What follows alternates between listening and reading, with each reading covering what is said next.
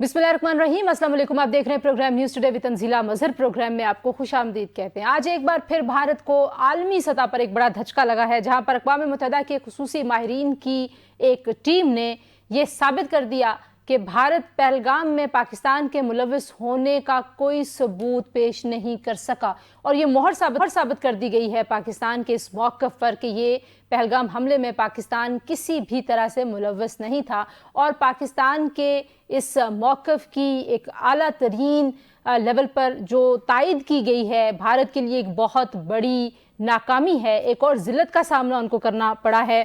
अक़वाम मुत्तहिदा के माहिरीन ने भारत के यकतरफा इक़दामात पर सख्त एतराज़ात आयद किए। इस रिपोर्ट में भारत पहलगाम हमले में पाकिस्तान के मुलव्वस होने का सबूत नहीं दे सका। 7 मई 2025 को भारत ने पाकिस्तान की हुदूद में ताकत इस्तेमाल की, ये रिपोर्ट कहती है। और साथ ही साथ भारत ने UN चार्टर आर्टिकल 51 के तहत सलामती कौंसिल को इस हवाले से मुतला भी नहीं किया, और दहशतगर्दी के नाम पर यकतरफा फौजी ताकत इस्तेमाल करने का कोई हक अलग से जो तस्लीम शुदा हक के तौर पर नहीं मौजूद है। और भारतीय इक़दामात की वजह से पाकिस्तान की खुद मुख्तारी की संगीन खिलाफ वर्जी हुई है, इस रिपोर्ट में ये भी कहा गया। और साथ ये भी कहा गया कि भारतीय तर्ज अमल बड़े तसादुम का ख़तरा पैदा कर सकता है। भारत अदम मुदाखलत के उसूल की संगीन खिलाफ वर्जी का मुर्तकब भी पाया गया इस रिपोर्ट में। और इसके अलावा जो एक और दूसरी अहम बात है, और एक और जो उनका वतीरा है भारत का, वो पानी को वेपनाइज करने की जो साजिश और कोशिश वो बार बार कर रहे हैं। तो दरिया झेलम और दरिया नीलम में जो पानी की आमद है वो बगैर किसी पेशगी इतला के बहुत ही एब्रप्ट तरीके से बहुत कम हो गई, और 3000 क्यूसेक रह गई है, जिससे लाखों एकड़ ज़मीन जो पाकिस्तान की है उसके बंजर होने का खदशा है। और आज वज़ीर ख़ारजा इसहाक़ डार साहब ने ये कहा है कि भारत के आबी इक़दामात से पाकिस्तान की ग़िज़ाई सिक्योरिटी को ख़तरा है। इन दोनों इशूज़ की बात करेंगे, लेकिन आपको ये भी बताएं कि 9 मई के केस में यास्मीन राशिद, एजाज चौधरी समेत जो बहुत अहम PTI के रहनुमा हैं, उनको 10-10 साल की सज़ाएँ सुना दी गई हैं। लेकिन साथ ही साबिक वज़ीर ख़ारजा शाह महमूद कुरैशी साहब को बरी कर दिया गया 9 मई के एक और मुकदमे में। इन सज़ाओं का की क्या इम्प्लिकेशन होगी, कुछ इस पर भी आज के प्रोग्राम में बात करेंगे। और कैसे जो पाकिस्तान तहरीक इंसाफ इस वक्त एहतजाजी सियासत और एहतजाजी तहरीक की तैयारी में है, और एहतजाजी सियासत तो ज़ाहिर है वो मुसलसल कर रहे हैं, तो ये सज़ाएँ जो 9 मई के केसेस की हो रही हैं ये उस पर कैसे असरअंदाज होंगी। और प्रोग्राम के आखिरी हिस्से में हम कराची की बात करेंगे, जहाँ पर एक बार फिर भत्ते की पर्चियाँ ताजरों तक जा रही हैं, और उन पर्चियों के साथ गोली भी जा रही है कि या भत्ता दें या अपनी जान दें, तो उसका क्या बनेगा। जी, प्रोग्राम के पहले हिस्से में हमारे साथ मौजूद हैं लेफ्टिनेंट जनरल रिटायर्ड अब्दुल साहब, पाकिस्तान मुस्लिम लीग नवाज़ के सीनियर रहनुमा हैं। बहुत शुक्रिया जन साहब, आपने हमें वक्त दिया। सबसे पहले तो UN की खुसूसी माहिरीन की कमेटी ने पाकिस्तान के मौक़िफ़ की तायद की और ये कहा कि पहलगाम हमले में पाकिस्तान किसी भी तरह से मुलव्वस नहीं था, और भारत ने पाकिस्तान की खुद मुख्तारी की संगीन खिलाफ वर्जी की थी ये हमला करके। जी, thank you very much Tanzila. देखें, बैनुल-अक़वामी सतह पे नॉर्मल हालात में तो हनूदो यहूद का नैरेटिव हमेशा सुबकत लेता रहा पाकिस्तान के ऊपर। हमें FATF में इन्वॉल्व रखा, दहशतगर्दी के इल्ज़ामात लगते रहे। लेकिन अल्लाह का ये करम है कि आप ये देखें कि ये पाकिस्तान की एक बहुत बड़ी सफारती कामयाबी है कि आप एक दुनिया का जो अजीम अदारा है यूनाइटेड नेशन, वहाँ के जो थिंक टैंक्स हैं, वहाँ के जो अहले दानिश हैं, जो सोच रखने वाले स्पेशलिस्ट हैं, उनकी रिपोर्ट में उन्होंने छानबीन करके कुछ 60 क्वेश्चन इनको 60 दिन दिए, कुछ क्वेश्चन भी भेजे इंडिया को। लेकिन ये साबित हो गया कि इंडिया ने एग्रेशन किया, जारियत की। ये जो बात है ना कि UN का चार्टर का आर्टिकल 51 इजाजत देता है, वो इजाजत इस तरह नहीं देता कि आप एक फॉल्स फ्लैग ऑपरेशन करें, झूठा इल्जाम लगाएं और किसी मुल्क की सरहद को अबूर कर दें। उसके अंदर ये होता है कि अगर आपकी सालमियत को खतरा है और आपके ऊपर अटैक हो रहा है तो दिफा में आप अपना कर सकते हैं, लेकिन फौरी तौर पे यूनाइटेड नेशन को आपको कॉन्फिडेंस में लेना पड़ता है, फिर सलामती कौंसिल उसको टेक ओवर कर लेता है। तो लेकिन इसके कंट्री हमने जो अपना हक दिफा इस्तेमाल किया, जिस पे भी वो साबित हो गया कि क्योंकि हम पे हमला किया गया था, हम पे जारियत की गई थी, इस वजह से पाकिस्तान ने हक दिफा यूज किया उसका। جی فرق آف کورس دیکھیں ہمارا جو افغانستان کے ساتھ بادل نخاس تھا اور اس سے پہلے ان کی حکومت کو انفارم کرنے کے بعد ان کو خود بتانے کے بعد کہ آپ کی سرزمین دہشت گردی کے لیے استعمال ہو رہی ہے، وہاں سے لوڈڈ گاڑیاں ایکسپلوسیوز کی آ رہی ہیں، تو پھر جب وہ کمینگاؤں پہ کنٹرول وہ نہیں کر سکے اور ادھر کیجولٹیز ہوتی رہی، کولڈ بلڈڈ مرڈر ہو رہا تھا، تو یہ ہوا۔ لیکن ہندوستان کے پاس تو کوئی جواز نہیں ہے اور بے شرمی کے ساتھ انہوں نے یہ کیا، اور ابھی یہ جو بین الاقوامی سطح پہ رپورٹ آئی ہے اس میں تینوں باتیں بہت اہم ہیں۔ ایک تو ان کو جھوٹا ثابت کیا گیا، نمبر 2 ساتھ اسی میں یہ کہا گیا کہ آپ نے اٹیک کیا ہے تو وہ 25-30 لوگ جو جن کی جانیں گئی ہیں ان کا آپ کیا سلسلہ ادا کریں گے، آپ کے پاس کیا جسٹیفیکیشن ہے۔ دوسرا بڑا پوائنٹ تھا یہ سنتاس کا جو ذکر آپ کر رہی ہیں، وہ بھی اس کے طور پہ اس پہ بھی ایک مور ثبوت ہوئی کہ آپ آن یور اون ایسے نہیں کر سکتے۔ یہ دریا اپن ریپیرین اور لو ریپیرین کا سسٹم صرف یہاں نہیں ہے، افریقہ میں بھی ہے، یورپ میں بھی ہے، ہر جگہ کے اوپر، اور رائٹس مقرر ہیں جن کو آپ چینج نہیں کر سکتے۔ اچھا، اور جو تیسرا سوالات اس کے بھیجے انہوں اندر نے بھارت کو، اس میں انہوں نے کشمیر کے جی تنازع کے پرامن حل اور کشمیریوں کو حق خود ارادیت دینے کے لیے بھارت کیا اقدامات کرنے کا ارادہ رکھتا ہے؟ ظاہر ہے یہ سوال ہوگا تو یہی وہ میں کیوں جواب دیں گے؟ تیسرا پوائنٹ یہی ہے جو بہت امپارٹنٹ ہے، کیوں نہیں جواب دیں گے؟ اگر کوئی ملک اس 21ویں صدی کے اندر بات حق کی کرنا چاہتا ہے اور آپ اپنا کریڈینشیلز بحال کرنا چاہتے ہیں انٹرنیشنل جو ڈپلومیٹک فورمز کے اوپر، اور آپ یہ بتانا چاہتے ہیں کہ ہم بڑی جمہوریت ہیں، ہیومن رائٹس کا خیال کرتے ہیں، تو آپ جواب دہ ہیں نا۔ کشمیر کے اندر آپ کے قتل و غارت کر رہے ہو، اس کا وہ کہتے ہیں آپ نے اس کا کیا کرنا ہے، آپ اس کے جواب دیں۔ آپ کمیٹڈ ہیں، دیر آر یو این کے چارٹر بھی ہے، یو این کے ریزولوشنز بھی ہیں۔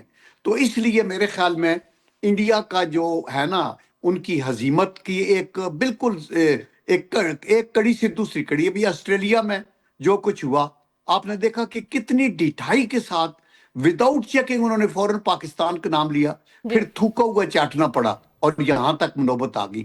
تو اس لیے آئی تھنک کہ یہ بڑی اچھی ہے، لیکن ابھی اس کو ہمیں پرسو کرنا ہوگا۔ اسے پرسو کریں، اپنے دوستوں یاروں سے بات کریں، جنرل اسمبلی میں لے کے جائیں، سیکیورٹی کونسل میں لے کے جائیں، اور انڈیا پہ پریشر ڈالیں اور ان کو ایف اے ٹی ایف میں ڈالنے کی کوشش کریں، اور ثبوت دیں جو افغانستان میں ان کی انوالومنٹ ہے اور وغیرہ وغیرہ۔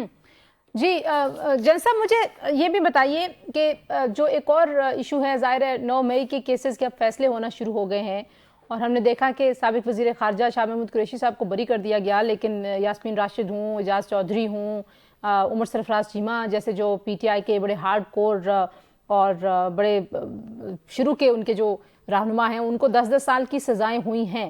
کس طرح سے آپ دیکھتے ہیں اس کا کیا امپیکٹ پاکستان کی سیاست پہ ہوگا؟ اور پاکستان تحریک انصاف جو ہے اس کی جو تحریک ہے، جو وہ مزاحمت اور احتجاج کر رہے ہیں، اس پہ آپ کو لگتا ہے کہ ان کو کوئی حکمت عملی اپنی تبدیل کرنی چاہیے؟ ان سزاؤں کے بعد کیا کرنا چاہیے انہیں؟ دیکھیں شورلی تبدیل تو کرنی چاہیے، لیکن آپ دیکھیں کہ ایک جمہوری ملک میں آپ کو یہ آزادی ہے کہ آپ جلوس نکالیں، آپ پروٹیسٹ کریں، آپ دھرنے دیں، لیکن آپ کو یہ آزادی نہیں ہے کہ آپ قانون کو ہاتھ میں لیں۔ اور یہ تو ایک ایسی ورسٹ ایگزامپل قائم کی ہے جو کہ ایک ناقابل معافی جرم ہے۔ میں سمجھتا ہوں کوئی بھی ذی ہوش انسان، قطع نظر کے پولیٹیکل لیڈر ہو، وہ یہ بات میرے خیال میں بندہ کہے گا کہ اس کا دماغ جگہ پہ نہیں ہے جب وہ کہے جو جتھے لے جاؤ کور کمانڈر کے گھر پہ حملہ کر دو یا جی ایس کیو پہ حملہ کر دو۔ مطلب ہے یہ you can't even imagine this جو کچھ انہوں نے کیا ہے۔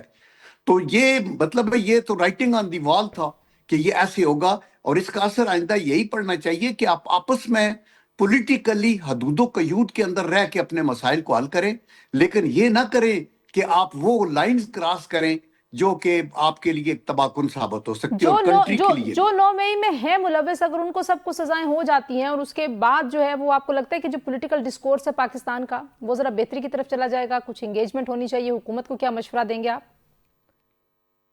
دیکھیں حکومت کو یہ تو ہے کہ پہلی بات تو انصاف ہونا چاہیے۔ ابھی دیکھیں شاہ محمود قریشی کو انہوں نے نکال دیا ہے، اور دس از گڈ تھنگ، اور ان کے ساتھ اور بھی 8-10 بندے ہیں جو وہ ریلیز ہوئے ہیں۔ لیکن جو لوگ جن لوگوں کے اوپر ثابت ہوتے ہیں، اگر آپ کھڑے ہو کے میوٹنی کی کال دیتے ہیں، لیٹر سے آپ یہ کہتے ہیں آرڈر مت مانو، یہ ناقابل معافی جرائم ہے۔ ملک کے اندر کسی ملک میں یہ اجازت نہیں ہے کہ آپ افواج کو میوٹنی پہ تیار کریں. ابھی کچھ لوگ باہر بیٹھ کے اس طرح کی حرکتیں بھی کر رہے ہیں، یہ نہ مانو وہ نہ مانو.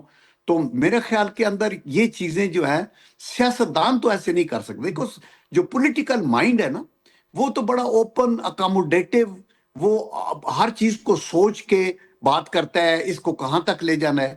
آپ یہ تو خود کش حملے تھے جو 9 مئی کو ہوا، شہداء کے اوپر ایئر بیسز کے اوپر دشمن تالیاں بجا رہا تھا، جو ہم نہیں کر سکے انہوں نے کر دیا.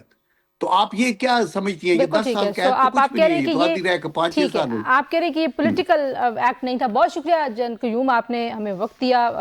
اور آپ جوائن کر رہے ہیں جی عابد زبیری صاحب، سینئر قانوندان ہیں، سپریم کورٹ بار کے سابق صدر ہیں. زبیری صاحب، جو پہلا ایشو تھا وہ تو ہم نے ڈسکس کرنا تھا کہ طارق جہانگیری صاحب کے حوالے سے جو فیصلہ ہوا اس پہ پی ٹی آئی نے اپنے تحفظات کا اظہار کیا ہے. قانونی طور پر اب ان کے پاس کوئی فورمز ہیں کیونکہ ان کو جج کے عہدے سے برخاست کر دیا گیا ہے، ہٹا دیا گیا ہے، تو قانونی طور پر کہاں جائیں گے وہ اپیل کرنے؟ بسم اللہ الرحمن الرحیم. بہت شکریہ آپ کا. دیکھیے سب سے بڑی بات جو ان کے پاس ایک ہی آپشن ہے کہ اس کیس کو چیلنج کریں، وہ اب فیڈرل کانسٹیٹیوشنل کورٹ میں، کیونکہ وہی انڈر دی 27ویں ترمیم وہی فورم ہے جس کے اندر ان کی اپیل جا سکتی ہے، پٹیشن. تو وہی ان کے پاس فورم ہے. لیکن وہاں بھی ان کو، مجھے نہیں لگتا کوئی ان کو وہاں ریلیف ملے گی، کیونکہ جس طرح سے ان کو فارغ کیا گیا ہے اور جس انلیگل طریقے سے، اور ایک ایسے بینچ نے جو باعث تھا لیگل فیکچولی بھی اینڈ لیگلی بھی، تو ان کو اپنی صفائی کا پورا موقع نہیں دیا گیا. ان کو آپ دیکھیے کہ ان کے high court Sindh high court نے ایک حکم امتناعی جاری کیا ہوا تھا جس کے اندر ان کے اوپر جو لیکن صاحب وہ یونیورسٹی نے جو ان کی ڈگری کو ان کے جو اس میں مدعی تھے کیس میں، وہ کہہ رہے ہیں کہ میرا جو اسلام آباد ہائی کورٹ میں کیس ہے وہ ان کے ایل ایل بی کے پارٹ 1-2 کے حوالے سے ہے، اور جو حکم امتناعی ہے سندھ ہائی کورٹ کا وہ ان کی ڈگری سے ریلیٹڈ ہے. تو یہ دو چیزیں جو بہت مختلف ہیں. دیکھیے اگر یہ تو بڑی اچھی بات کہی انہوں نے، ان وکیل صاحب نے، جن کا کام ہی ہے وہ اسی طرح کی باتیں کسی کے کہنے پہ کرتے رہتے ہیں، پٹیشنز فائل. تو بڑی اچھی بات ہے، کیونکہ اگر ان کے پارٹ 1 اور پارٹ 2 کے بارے میں تو جو آج سے 40 سال پہلے تھا، تو اس پہ کوئی ایویڈنس نہیں ریکارڈ ہونی چاہیے تھی. مطلب کہ اگر ان کو صفائی کا موقع دیتا، اگر ان کے پاس جو شہادت تھی انصاف کے پاس، پٹیشنر کے پاس، وہ عدالت میں آتی، پٹیشن سوٹ فائل کرتے یا کوئی اور طریقہ ہوتا ہے. پٹیشن کے اندر تو شہادت عموماً نہیں لی جاتی، تو اس کے اندر تو انہوں نے اس کے بارے میں کوئی بات کی 40 سال کراچی، لیکن جو بھی رپورٹ لا کے دی وہ کراچی یونیورسٹی، اور وہ بھی ہم جانتے ہیں انڈر پریشر ان سے لی گئی ہے. ان کو پریشر ڈال کے ان سے ایک رپورٹ لے لی گئی. اور دیکھیے بات یہ ہے کہ جگڈی کو فیک نہیں کہا گیا ہے، جو مجھے بتایا گیا ہے وہ انویلڈ کہا گیا ہے. اب انویلڈ ہے کہ کسی اور نے ان کا ایگزام دے دیا، یہ کیا اب 40 سال کے بعد ان کے پاس کیا ثبوت ہے؟ وہ شخص جو آپ دیکھیے وہ deputy attorney general for Pakistan رہی، سرکاری وہ جاب ہوتی ہے، پھر وہ ایڈوکیٹ جنرل رہے اور مختلف عہدوں پہ فائز رہے، پھر وہ جج بنے اور اتنے عرصے جج بنے. یہ ساری انویسٹیگیشن. لیکن زبیری صاحب، ظاہر ہے پاکستان میں ہم نے جعلی ڈگریوں کے کیس میں سیاستدانوں کو بھی نااہل کیا ہے، ان سے وزارتیں بھی لی گئیں، ان سے عہدے. دیکھیں وہ تو وہاں تو کیسز تھے. میں صرف ڈیولز ایڈوکیٹ بن کے بات کر رہی ہوں. I am not talking about this particular case. لیکن یہ کہنا کہ کیونکہ وہ جج ہیں اور کیونکہ وہ یہ سارے کام کر چکے ہیں اس لیے ان کی ڈگری کو ڈسپیوٹڈ نہیں کیا جا سکتا. Is that the argument?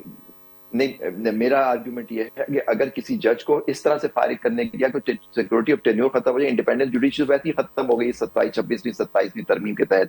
اب سیکورٹی، اب کوئی جج کوئی بات کرے گا کسی حکومت کے خلاف یا کسی کے خلاف کوئی آرڈر دے گا، اس کے خلاف اس طرح کی کوئی کیس آ جائے گا اور وہ ہائی کورٹ اس کو فارغ کر دے گا.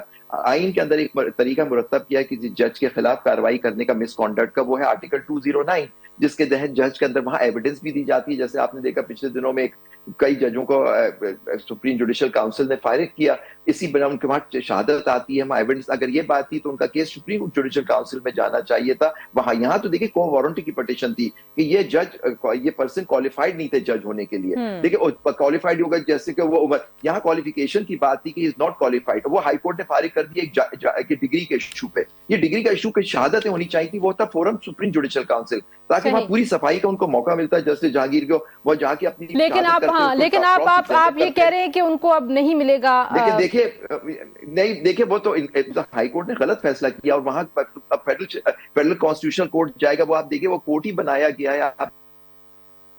देखिए उसकी क्या, उसको तो अलग से सुप्रीम कोर्ट से सारी पावर्स लेके ठीक है जुबैर साहब, मुझे 9 मई के अपनी मर्जी के उन्होंने ठीक 9 मई के केसेस के भी क्योंकि फैसला है, मुझे उस पर भी आपका कमेंट चाहिए था, मुझे बताइए। दूसरी बात most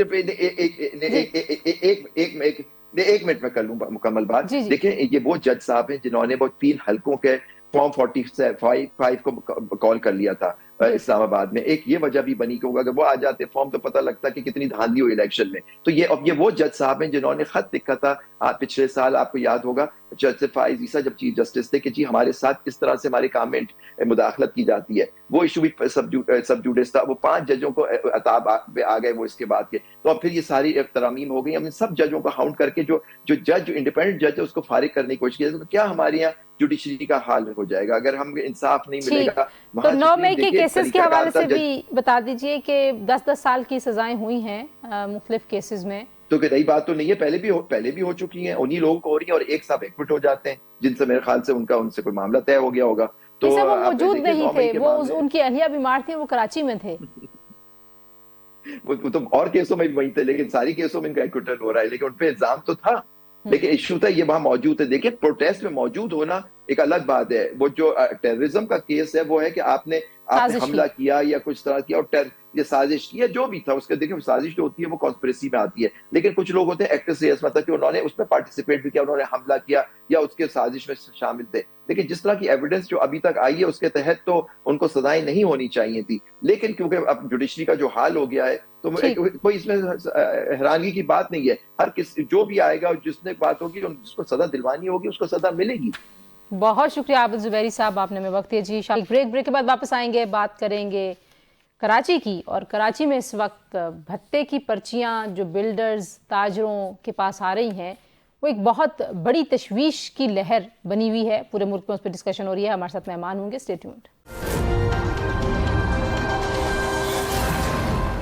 welcome back to news today जी। और बात करेंगे कुछ पाकिस्तान के दिल शहर कराची की, जिसमें एक बार फिर हमने देखा कि जो बिल्डर्स एसोसिएशन है उन्होंने वज़ीर आला से मुलाकात की और वो कह रहे हैं कि भत्ते की पर्चियां दोबारा से मौसूल होना शुरू हो गई हैं। और ये पर्चियां सिर्फ एक पैगाम नहीं है बल्कि इसको मौत का पैगाम समझा जाना चाहिए, क्योंकि गोली फेंकी जाती है इस पर्ची के साथ और उसके बाद फायरिंग की जाती है। और बदकिस्मती से चंद अफराद जो हैं उनको वो जहाँ बहक भी हो गए इस फायरिंग के नतीजे में।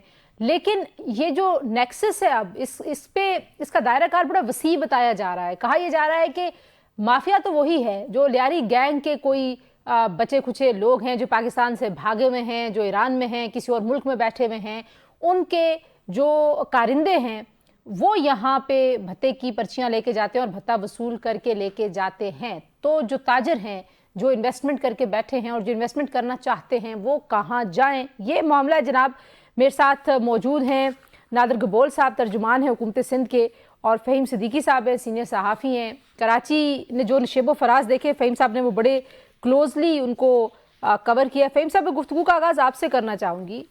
लियारी गैंग की बात है, ज़ाहिर है नादिर उस पर बेहतर रिस्पॉन्ड कर पाएंगे, लेकिन क्या जो इस वक्त पैटर्न है ये जो माजी में जिस तरह के गैंग्स थे उसी पैटर्न पे ये भत्ते की पर्चियाँ आ रही हैं? बिल्कुल वही पैटर्न है। और पैटर्न क्या चेंज हो सकता है? देखें, जो माजी में भी भत्ता जिस तरह से वसूल किया जाता था लियारी गैंग वॉर के मुख्तलिफ ग्रोहों की जानिब से कि जनाब किसी भी ताजिर को पहले भत्ते की पर्ची जाती थी, बाज़ औक़ात उसके साथ जो है वो गोली भी भेजी जाती थी और फिर उसको जो है डराने के लिए उसकी कारोबारी मुकाम के ऊपर फायरिंग कर दी जाती थी। लड़के जाके फायर करके आ जाते थे और बाज़ औक़ात उस फायरिंग के बाद फिर कॉल जाती थी या पर्ची जाती थी। तो ये सारी चीज़ें जिस तरह से माजी में होती थी बिल्कुल उसी तरह से इस वक्त भी हो रही हैं। और अब इसका जो दायरा है ना वो लियारी से निकल गया है। इसको मैं यही कहने लगी थी कि लियारी से ही इसके ताने बाने जुड़ते हुए दिखाई देते हैं आपको भी, क्योंकि जो आबाद के चेयरमैन बात कर रहे थे वो यही कह रहे हैं कि वहां ही सिरे इसके जाते हैं। बिल्कुल ऐसा ही है। देखिए इस वक्त जो आपने कहा ना कि नेटवर्क वसी होता चला जा रहा है, तो वसी ही उसका बेसिकली जो है वो नाम है जो इस सारे नेटवर्क को जो है वो चला रहा है। वसीउल्लाह लाखो ये बेसिकली जो है वो उज़ैर बलोच का एक साथी रहा है और उज़ैर बलोच के साथ जो है इसने जो है वो लियारी में गैंग वॉर के जो एक दौर था उसमें जो है उसने वक्त गुजारा है। उज़ैर बलोच के जाने के बाद अगर अब इस वक्त देखा जाए तो हमें वसी लाखो ही जो है वो लियारी को एक तरह से जो है वो लीड करता हुआ नजर आता है। और वसी लाखो जो है वो खुद ईरान में बैठा हुआ है اور اس کے لوگ جو ہیں وہ یہاں پر بھتے کا یہ سارا نیٹ ورک جو ہے وہ چلا رہے ہیں. جب اس کے لڑکے جو ہیں وہ جا کر لوگوں کو بھتے کی پرچی دیتے ہیں یا فائرنگ کرتے ہیں، تو اس کے بعد وسیع کی ہی کال آتی ہے، وسیع کے ہی میسیجز آتے ہیں ایران سے، اور وہ ایران میں بیٹھا ہوا ہے. اس کا نام لیتے ہوئے ہمارے بلڈرز دوست یا ہماری جو تاجر برادری ہے وہ تھوڑا سا گھبراتے بھی ہیں، لیکن حقیقت یہی ہے کہ وسیع خود اس بات کو آن بھی کرتا ہے. اور ظاہر ہے وہ آن اس لیے بھی کرتا ہے کہ ظاہر ہے اس سے اس کا مزید جو ہے وہ ایک طرح سے خوف پیدا ہوتا ہے لوگوں میں کہ ہاں یار ایک شخص ہے جس کا نام وسیع اللہ لاکھو ہے، وہ اس طرح کی کاروائیاں کرتا ہے. اور وہ پھر اس بات کو باقاعدہ طور پر تشہیر کرنا پسند بھی کرتا ہے، وہ کہ جناب اس اچھا. کے لوگوں کے نام آئے، اس کا نام آئے. ظاہر ہے یہ ایک چیز ہے جس کی وجہ سے جس وقت کراچی میں بہت زیادہ ایک بھتے کا نیٹ ورک ہمیں پھیلتا ہوا نظر آ رہا ہے. میں کراچی ذرا کے کوئی بھی علاقہ میں تو نہیں سمجھتا کہ اس وقت اس سے بچا ہوا ہو. جی جی وہ حیدرآباد اگر میں تھوڑی سی ایک آخری جملہ کہہ دوں. کراچی کے علاوہ حیدرآباد سے بھی خبریں ایسی آ رہی ہیں کہ وہاں پہ بھی جو ہے وہ فائرنگ بھی کی گئی اور گولی بھی پھینکی گئی کسی بلڈر کے پاس، کسی تاجر کے بالکل پاس. بالکل بالکل بالکل بالکل. دیکھیں ایزی منی ہے نا، ایک ایزی منی ہے. اس میں صرف اور صرف یہ دیکھنا ہوتا ہے کہ جس شخص نے اس کی انفارمیشن دی ہے کہ اس شخص کے پاس پیسے ہیں دینے کے لیے، اس کی انفارمیشن کے اوپر وہاں پر جا کر 2 گولیاں چلانی پڑتی ہیں، ایک فون کال یا پرچی بھیجنا پڑتی ہے.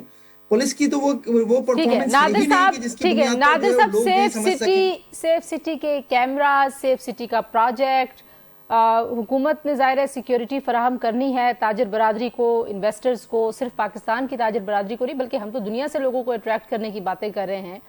اور انٹرسٹنگلی جو بینک اکاؤنٹ پاکستان کے دیے جا رہے ہیں کہ یہاں پیسے ٹرانسفر کر دیں، تو کیا اتنا مشکل ہے اس طرح کے نیٹ ورک کو جڑ سے اکھاڑنا؟ اور پھر لیاری ظاہر ہے آپ زیادہ بہتر وہاں کے حالات جانتے ہیں، کیا یہ کارندے جو اسی لیاری گینگ کے لوگوں کے ہاتھوں ہی کھیل رہے ہیں؟ نہیں دیکھیں ایسا نہیں، جس طرح فہیم صدیقی صاحب نے فرمایا، درست فرمایا. اس وقت یہ جو لاکھوں شخص ہے یہ پاکستان سے باہر ہے، یہ لیاری میں اس وقت نہیں رہتا، اور اس کی جو اوریجن ہے وہ بھی لیاری سے نہیں ہے، وہ شاید پاپوش نگر یا کہیں سے کچھ وقت بالکل ضرور وہ لیاری میں رہا ہے، بٹ اس کا اوریجن لیاری سے نہیں ہے. تو اس کو لیاری گینگ وار یا لیاری کے ساتھ ویسی گینگ وار کے نام منسلک کرنا، لیاری والے اس چیز سے بہت ناراض ہوتے ہیں، خفا ہوتے ہیں. اوکے. تو گینگ وار آپ بول سکتے ہیں، بٹ لیاری گینگ وار سے لیاری والوں کی دل آزاری ہوتی ہے. تو پلیز آپ سے گزارش ہے اور سب دوستوں سے جو سنتے ہیں، لیاری کے ساتھ گینگ وار کو ایسوسیٹ نہ کیا جائے. اور یہ شخص ایران میں بیٹھا ہے. بہرحال جو آپ کا سوال ہے اس پہ واپس آتے ہیں.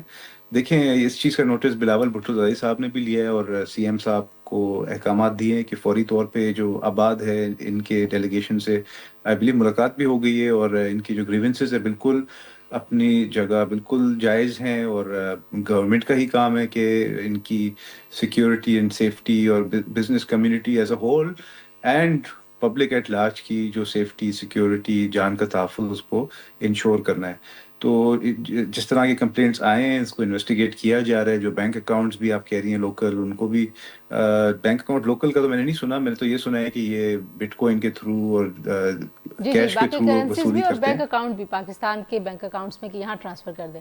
اگر بینک اکاؤنٹس ہیں تو وہ تو بند کرنا بہت آسان ہے اور ٹریس کرنا بھی بہت آسان ہے کہ کہاں تک جا رہے ہیں. مگر میں آپ کو اسی لاکھوں کا ایک واقعہ بتانا چاہتا ہوں کہ آج سے تقریباً 4 یا 5 سال پہلے اس نے ایک ہمارے لیاری کا ہی پیپلز پارٹی کا ایک ورکر تھا، اس سے بھی بھتہ وصولی کا پیغام دیا تھا. بھتہ نہ دینے پہ اس کو ٹارگٹ کلنگ کا شکار بھی کر دیا تھا. مگر وہ جو ٹارگٹ کلرز آئے تھے ان کو اریسٹ بھی کیا گیا ہے، اور وہ لیاری سے نہیں آئے تھے ٹارگٹ کلر، وہ آئی بلیو لانڈی سے آئے تھے. ٹھیک ہے. اچھا تو اس اب کا جو نیٹ ورک ہے وہ پورے کراچی میں پھیلا ہوا ہے. اب جو کہانی ہے وہ یہ ہے کہ بلڈرز کو یہ لگ رہا ہے فہیم صاحب کہ اس کے بعد پھر کڈنیپنگ شروع ہو جائے گی، ہمارے پاس کوئی اور آپشن نہیں ہے، یا تو ہم پیسے دیں یا پھر ہم اپنے بزنس ٹھپ کر کے بیٹھ جائیں. تو کتنا افیکٹو ہو سکتا ہے؟ سیف سٹی پروجیکٹ بھی ہے، اور ایک ظاہری بات ہے وہاں پہ جو اسٹریٹ کرائم ہے کراچی میں وہ ایک آئی تھنک کہ it has become a culture کہ اس کو نہیں ہم کم کر پائے یا اس کو روکا نہیں جا سکا. تو اس میں پھر ظاہر ہے اس طرح کے اگر گینگز واپس آئیں گے تو ان کے لیے تو بڑا ایک ایسا ماحول ہے کہ جو ان کو سوٹ کرتا ہے. بالکل ایسا ہی ہے. اور جو آپ سیف سٹی کی بات کر رہی ہیں، سیف سٹی تو ابھی بہت ابتدائی مرحلے میں ہے. کراچی میں 13,000 کیمرے لگنے ہیں، اس میں سے صرف 300 کیمرے جو ہیں وہ لگ سکے ہیں، وہ ابھی شاہراہوں پر لگے ہیں. ابھی جس شہر کو سیف سٹی بنانے کی بات آپ کر رہے ہیں، یہ شہر جو ہے اس ملک کی معاشی شہرگ ہے. لیکن اس جو سیف سٹی پروجیکٹ ہے یہی ایک تو بہت دیر سے آیا ہے اس شہر میں. اور اس کے بعد جو اس پر کام کرنے کا ایک اس وقت اسپیڈ ہے وہ بھی نہ ہونے کے برابر ہے. میں یہ سمجھتا ہوں اس وقت جو آپ نے چند چوراہوں پر کیمرے لگا بھی دیے ہیں تو ان سے آپ جو ہے ای چالان کا کام لے رہے ہیں بجائے اس کے کہ شہریوں کو جو ہے وہ تحفظ کا احساس ہوتا ہے. لوگوں کے اندر ایک مزید ایک یوں کہہ لیجیے کہ غصہ بڑھانے کی کوشش کی گئی ہے کہ جناب ای چالان کے ذریعے جو ہے وہ آپ صرف ان کیمروں سے جو ہے لوگوں کو جرمانے ان سے کر رہے ہیں.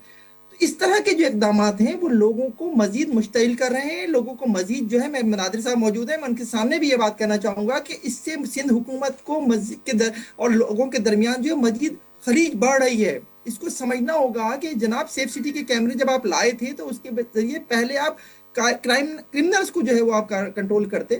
شہر میں ابھی سیف سٹی کے کیمراز جن کے ذریعے آپ ای چالان کر رہے ہیں انہی کے ذریعے یہ کہانیاں بھی سامنے آ رہی ہیں کہ شہری کو جو ہے وہ 10 سال 15 سال پرانی گاڑی کا جو ہے چالان آ رہا ہے جو اس کی چوری ہو چکی تھی یا چھن چکی تھی وہ گاڑی شہر میں چل رہی ہے آج بھی اس کا چالان اس کے گھر پر آ رہا ہے. اس نوعیت کی ایک نہیں کئی سٹوریز سامنے آ چکی ہیں. تو میرا پوائنٹ یہ ہے کہ لوگوں میں اور خاص طور پر تاجر برادری میں جی آپ بات کیجئے پوری مکمل. یہ تاجر برادری ہے یہ بزنس کمیونٹی ہے ہماری اس کو آپ کو احساس تحفظ دینا ہوگا. صرف دعووں سے نعروں سے کیسے دیں گے احساس تحفظ؟ ہاں احساس تحفظ کیسے دیں گے؟ میں واپس آتی ہوں کہیں ذرا رکیے گا. میں نے اگلے سیگمنٹ میں آپ دونوں سے حال ہی پوچھنا ہے کہ کیونکہ بار بار جب ایسے واقعات ہوتے ہیں تو ہم بھی ڈسکشنز کرتے ہیں بڑی بات چیت بھی ہوتی ہے اور اس کے بعد پھر ہم کسی اور چیز میں بزی ہو جاتے ہیں. بریک لیتے ہیں جی بریک بعد واپس آتے ہیں. کراچی میں جتنے بھی مافیاز ہیں اور یہ جو نیا ایک بار پھر بھتہ مافیا کی لہر وہاں پہ اٹھی ہے جس پہ بڑی بہت سارے خدشات کا اور تحفظات کا اظہار کیا جا رہا ہے. حل کیا ہے؟ حل پہ بات کرتے ہیں. بریک کے بعد ہمارے ساتھ رہیے. Welcome back to news today ji. اور بات ہم کر رہے ہیں کراچی میں اس وقت بھتہ مافیا پھر سرگرم ہے اور بھتے کی پرچیاں بلڈرز اور تاجروں کے پاس جا رہی ہیں. نادر صاحب کیا حل ہے سندھ حکومت کے پاس؟ کیونکہ جو کرائم ریٹ ہے ظاہر ہے اس کو کنٹرول کرنا کرائم کو روکنا یہ صوبائی حکومت کی سب سے پہلی ذمہ داری ہے جس میں ناکام نظر آتی ہے پیپلز پارٹی.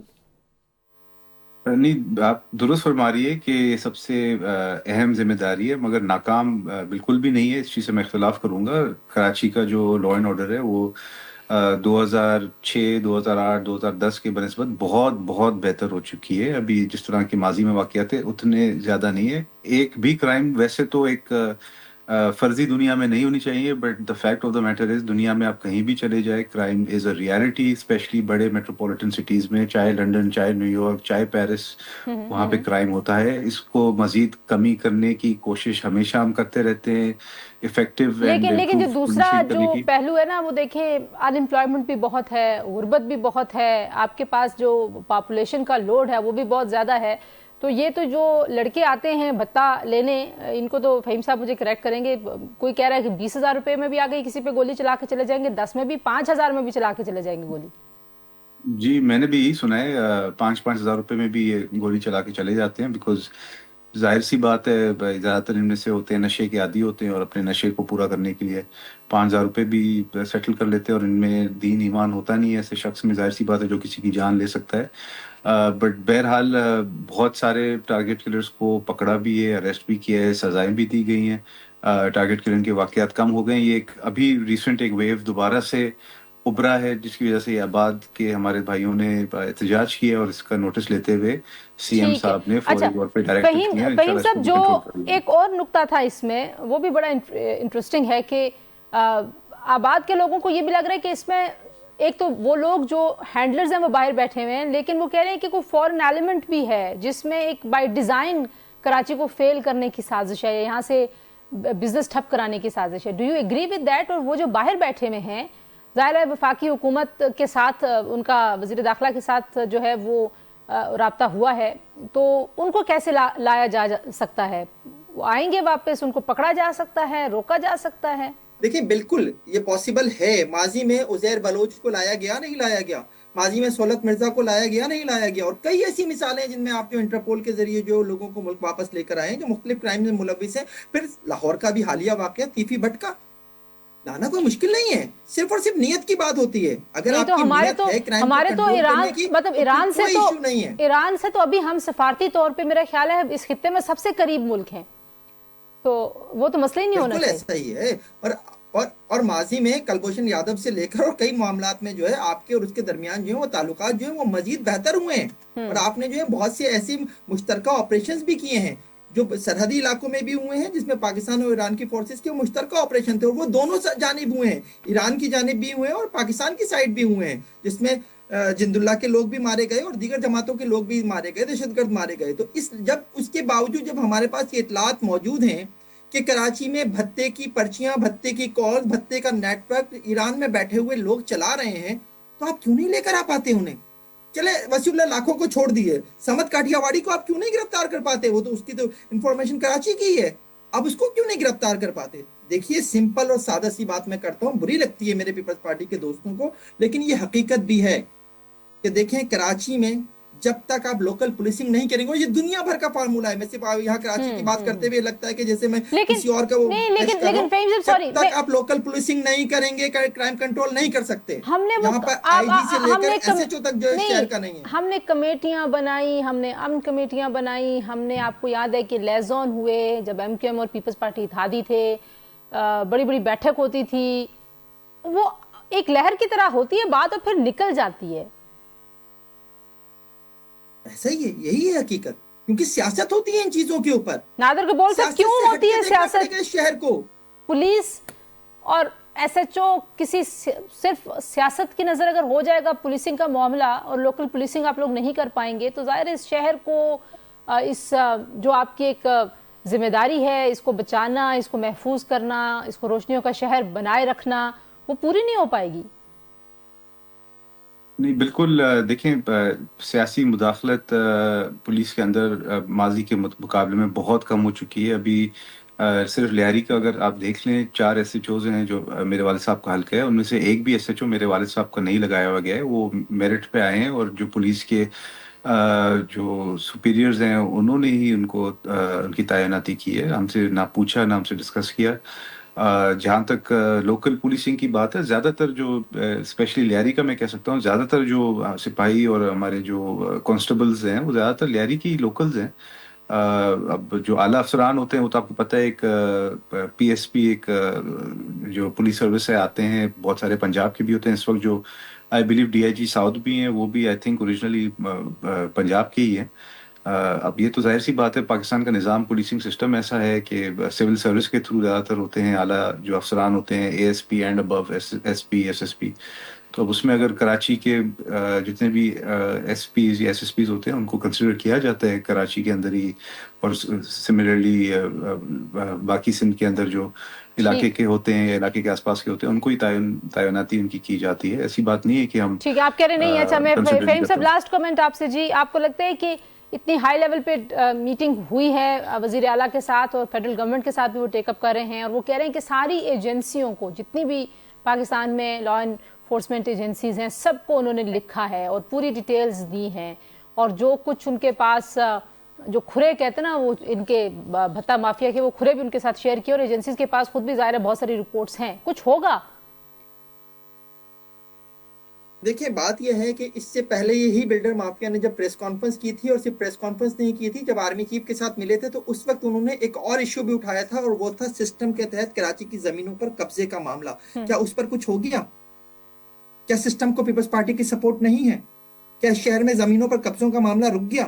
کیا بلڈرز نے اس کے اوپر خاموشی اختیار کر لی؟ کیا بلڈرز آج اس کے اوپر بات نہیں کر رہے؟ سب کچھ ویسا کا ویسا ہی ہے، تو پھر میں کیسے امید کر لوں، میں کیسے یہ یقین کر لوں کہ اس دفعہ کچھ ہو جائے گا؟ رزلٹ چاہیے کراچی کے لوگوں کو، کراچی کی کمیونٹی کو۔ گبول صاحب کچھ ہوگا، کچھ کریں گے آپ؟ نہیں انشاءاللہ، بالکل انشاءاللہ بہتری ہوگی۔ فہیم صاحب نے یہ بھی بالکل درست فرمایا کہ 13,000 کیمریز لگنے ہیں اور ابھی صرف کچھ چند 100 ہی لگے ہیں۔ انشاءاللہ اس پہ جلدی سے بہت شکریہ جلدی سے ہو جائے گا انشاءاللہ، نادر جون قبول تک ہو صاحب جائے اور گا۔ فہیم صدیقی صاحب کی گفتگو آپ نے سنی۔ جی کراچی جو ہے وہ پاکستان کی معاشی شہرک بھی ہے اور پاکستان کا دل بھی ہے، تو وہاں پہ امن و امان ہونا پورے پاکستان کے ہر شہری کے فائدے کی بات ہے۔ آج کے لیے اتنے، انشاءاللہ اگلے پروگرام میں آپ سے ملاقات ہوتی ہے۔ اپنا خیال رکھیے، اللہ حافظ۔